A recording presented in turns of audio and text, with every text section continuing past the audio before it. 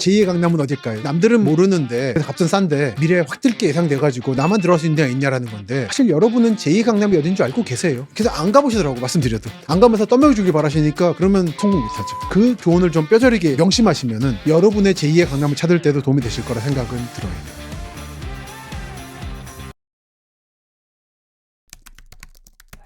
뭐 제2의 강남은 어딜까요? 인 거죠.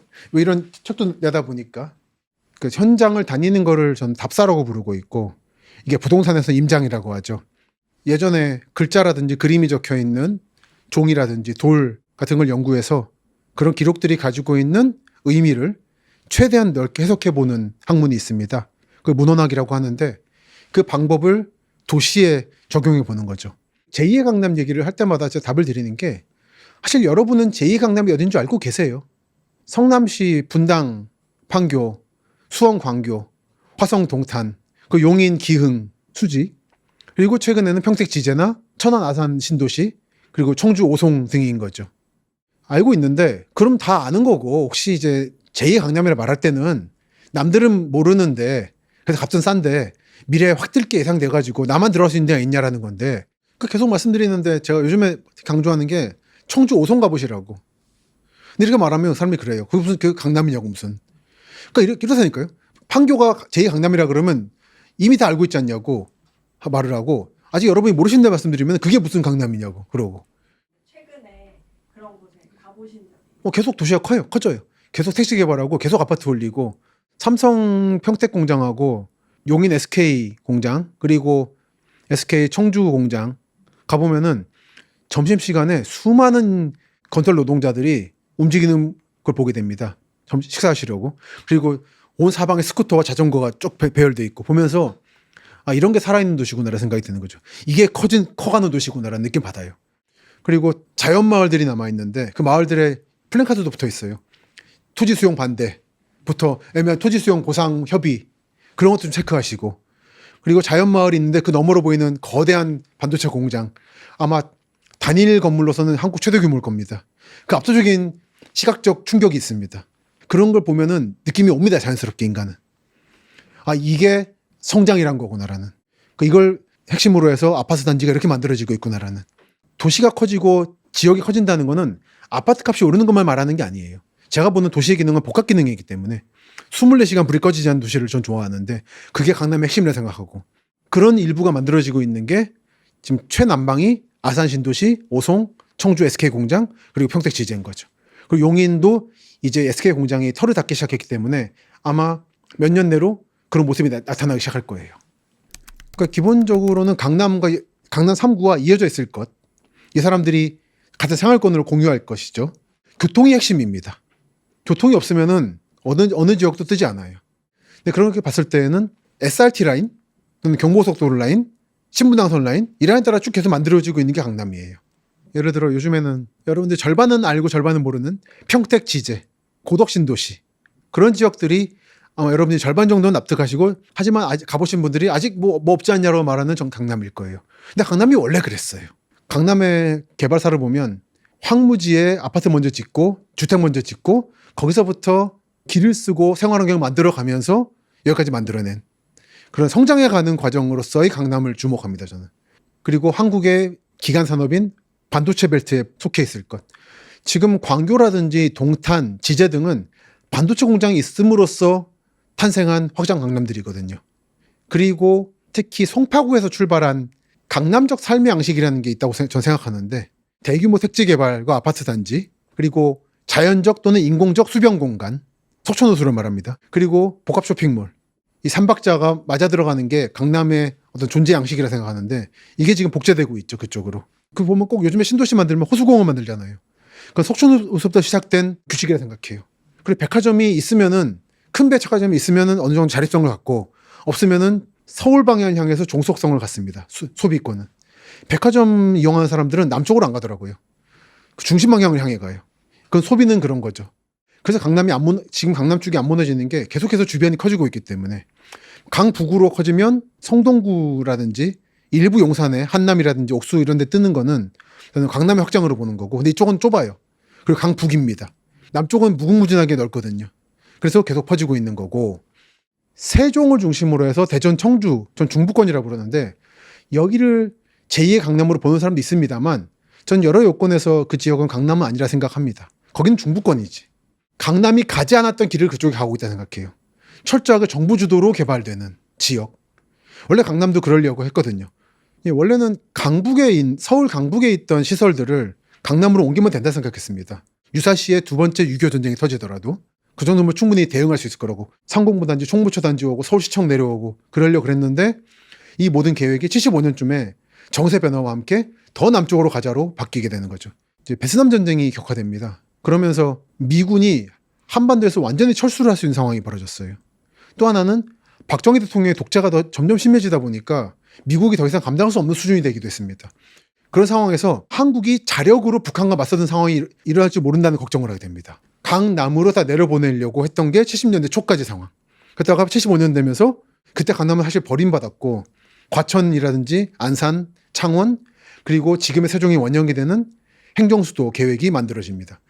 그러다 보니까 그 뒤부터는 민간의 자본주의적인 열망을 통해서 쌓아 올려진 금자탑이라고 생각을 하는 거죠. 그러니까 이 모습은 현재 세종이나 대전, 청주에는 없어요.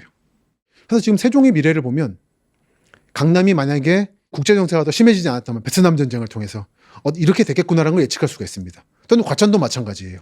정부 부처가 더 들어오면 그만큼 도시가 컸다가 정부 부처가 빠지면 그만큼 상권이 몰락하고 철저하게 정부의 입김에 따라서 움직이는 도시.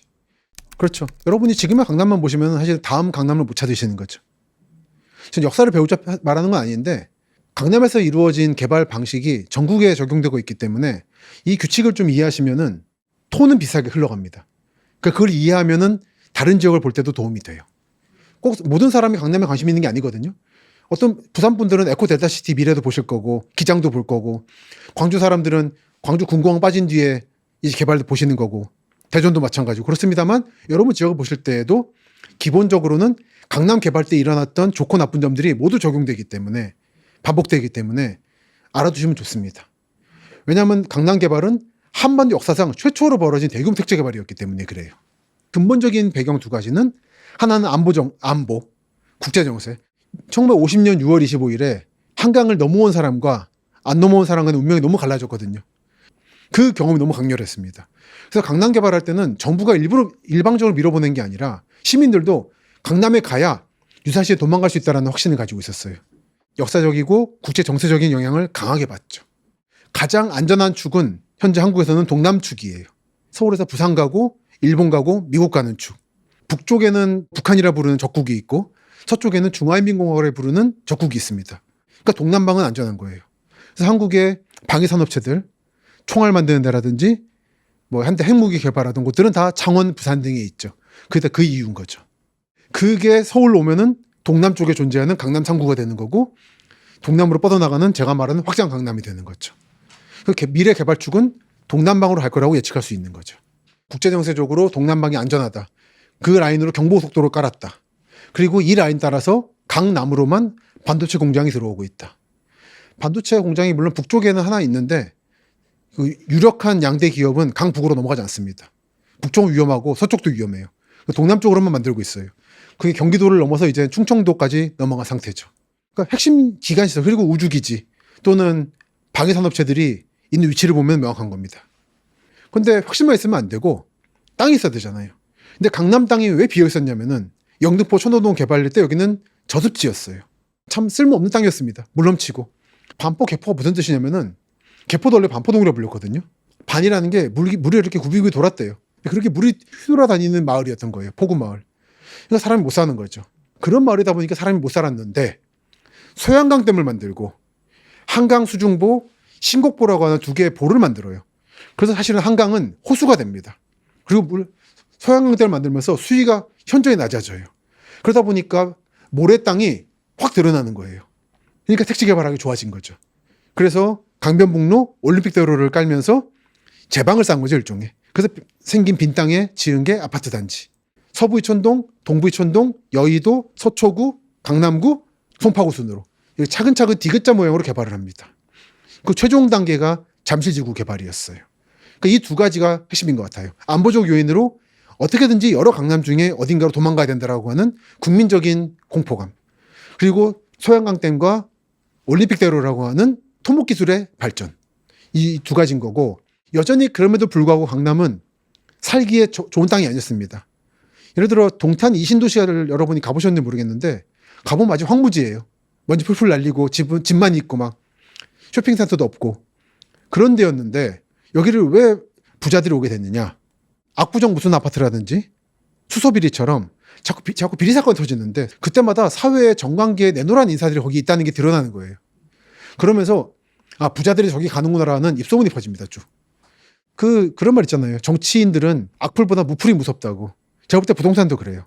부동산은 심리라서 뭔가 말이 나와야 돼요. 계속해서. 그리고 여기 부자들이 살고 있다더라 카더라가 필요합니다. 그 카더라를 얄궂게도 그런 부정 사건들이 터질 때마다 전 국민에게 각인을 시켜버린 겁니다. 그때부터는 전국에 어디를 개발해서 보상금이 풀어지더라도 그 돈 가지고 그 지역 사람들은 자기 자녀들을 강남에 집을 사줘요.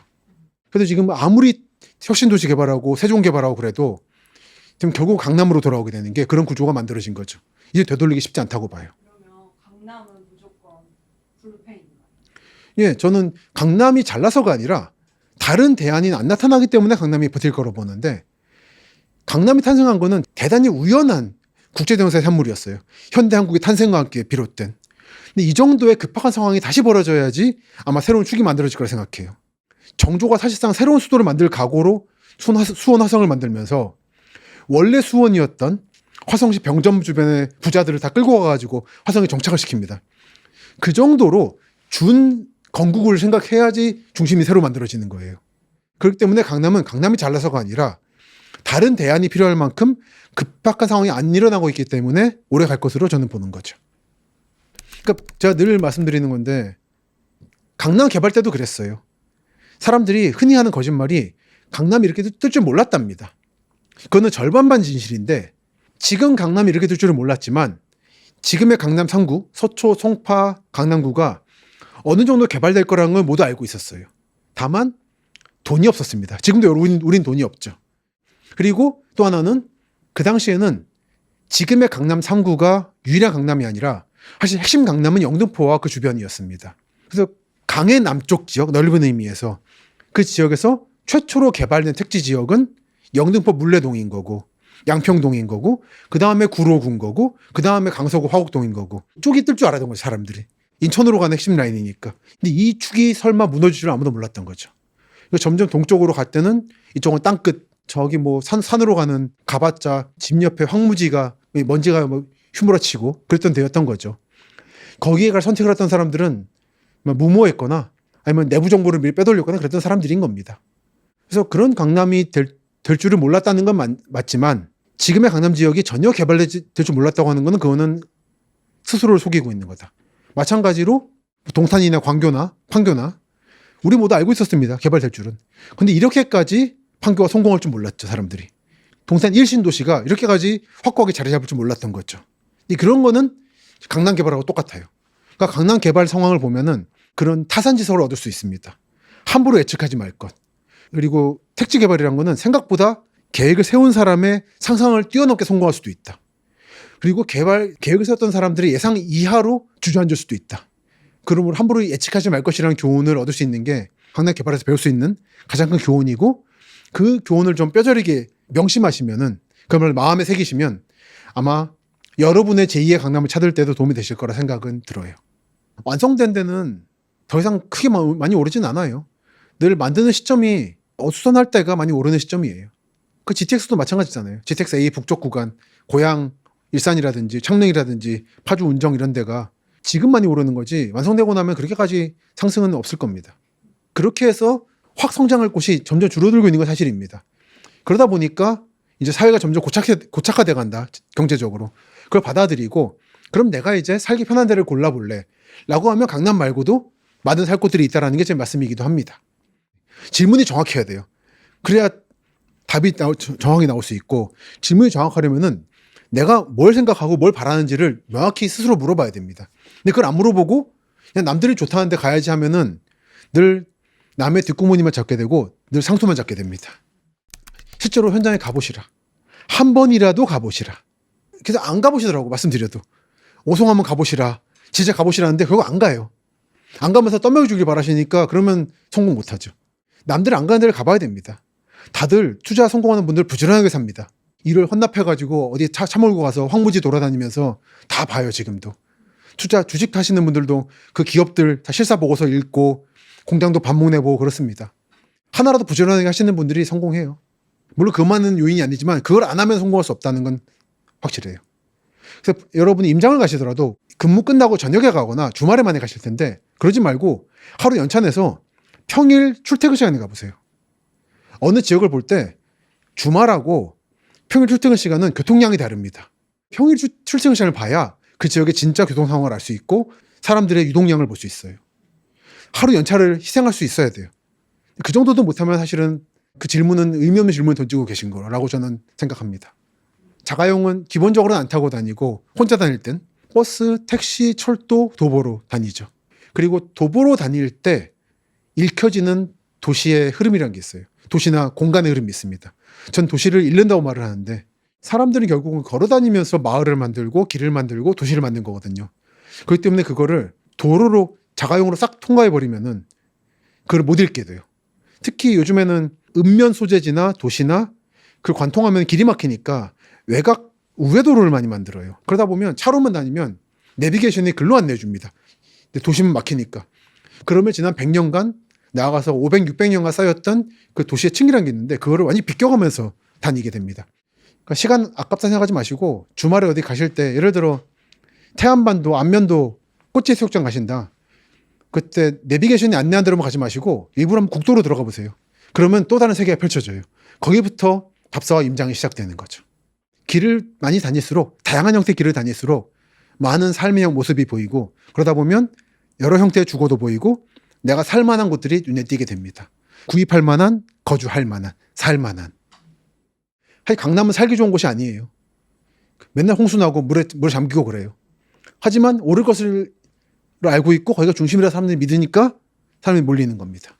그걸 구분할 줄 알아야죠. 그러니까 여러분들은 아마도 내가 진짜 뭘 좋아하는가를 잘 모르실 가능성이 큽니다. 침잠해서 물어보실 필요가 있어요. 그러면은 여러 형태의 행복을 찾을 수가 있습니다. 그러다 보면 그거에 따라서 여러 형태의 주거를 찾아가실 수가 있죠. 강남에 집을 살고 싶다고 할 때 다 신축 아파트 단지를 원하시는데 강남은 그게 그렇지 않은 집이 훨씬 많아요. 그런 것도 고려해 넣으시라. 그리고 여러분들이 핵심 지역의 아파트 단지를 원하시니까 그런 건데 교외 지역에도 여러 형태 집이 있고 여러 형태 아파트 단지가 있거든요. 그거까지 고려하셨느냐? 사실 여러분이 나는 왜 서울에 집이 없을까 할 때는 남들 사는 핵심 지역의 아파트 단지에 살고 싶으신 거잖아요. 그러면 사실 다 집이 없죠. 다 거기를 원하니까. 그러니까 그거는 질문을 바꿔서 나는 어디까지 어느 형태의 어느 지역의 집까지 살 준비가 되어 있는가를 물어보시는 게 좋을 것 같습니다. 저는 개인적으로는 산을 좋아하는 분들한테는 가장 좋은 곳은 강북과 도봉구 사이에 우이 신설선 라인 끄트머리 쪽이 참 좋다 생각해요. 집에서 슬리퍼 신고 좀 나가면은 북한산 있고 막 도봉산 있고 그래요. 관악산, 대모산 이런 거는 거기 비하면 좀 별로라 생각합니다. 그리고 개발 제한도 많이 걸려 있어서 쾌적하고 그 419 공원이 있는데 그 옆에 보면은 한때 카페촌 형성된 거 아세요? 419 공원쯤에 다 생길 이유가 있어 생긴 겁니다. 아주 쾌적하거든요. 그런 데가 있고 저는 산보다는 강하고 평야를 좋아하는데 사실 전 가장 좋아하는 풍경은 사실 파주 쪽에 있는 풍경이에요. 굉장히 넓고 여전히 개발 제한이 걸릴 거기 때문에 공장이나 아파트 단지 크게 많이 안 들어올 거고 그 탁 트인 뷰를 많이 오랫동안 볼 수 있을 것 같습니다. 이렇게 이제 자 개별적인 질문으로 들어가는 거죠. 나는 뭘 좋아하는가에 대한 질문. 발전하고 다른 얘기잖아요. 쾌적한 곳을 말한 겁니다. 내가 뭘 좋아하는가. 현장에 가보십시오. 최대한 많이 다녀보세요. 그러면은 남들이 말하는 좋다 카더라 하지 말고 좀 보입니다. 그 밖에 다른 것들이 보여요. 그 지도로 봤을 때도 안 보이는 어떤 그 공간적인 특성들이 있거든요. 조용하다든지 그 담배 함부로 피는 사람들이 없다라든지 차들이 함부로 안 다닌다든지 조용히 다닌다라든지 그런 것들이 있어서 실제로 가보면은 좀 눈에 띕니다. 똑같은 아파트 단지, 똑같은 빌라촌이라 불러도 다 특성이 있기 때문에 한두 번 가보시면은 안목도 길러지고 실수를 덜 하게 됩니다. 그 부동산 업자들 말을 너무 믿지 마시고 결국은 아무도 믿지 말고 나 자신의 안목을 믿어라. 현장을 믿어라. 라는 말씀 드리고 싶어요. 그게 사실은 문헌학의 정신입니다. 문헌학은 남이 조사한 이런 종이 같은 거 남이 조사한 결과를 믿지 않고 내가 실제로 그 실물을 봐야 납득이 되는 학문이에요. 그걸 땅에 적용하면 답사가 되고 임장이 되는 거죠. 그런 거 할 시간이 없어라고 생각해요. 그러면 못 하시는 거죠. 남들도 없는 시간 쪼개서 해요. 다 주말에 토요일, 일요일 열심히 걸어다니면서 투자하는 겁니다. 세상에 공짜는 없다. 나에게만 오는, 남들에게 안 가고 나에게만 오는 알짜 정보랑은 없다. 나는 특별한 사람이 아니다. 그런 정보를 받을 만큼. 나는 평범한 사람이고 발품을 팔아야 이득을 얻을 수 있는 사람이다라고 생각하시면 좋습니다. 난 특별하지 않다.